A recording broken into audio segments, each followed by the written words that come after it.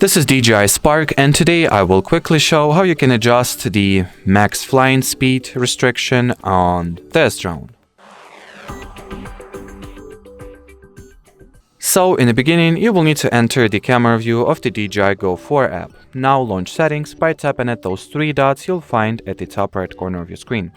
Here select the remote controller settings, the third icon from the top, and now you'll find the max flight speed settings, which you can move around and set anywhere you'd like between the lowest allowed flight speed and the highest allowed flight speed. For some reason the precise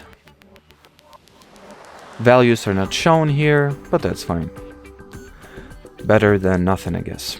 Anyway, as far as this video goes, that'll be it. So thanks for watching and bye bye.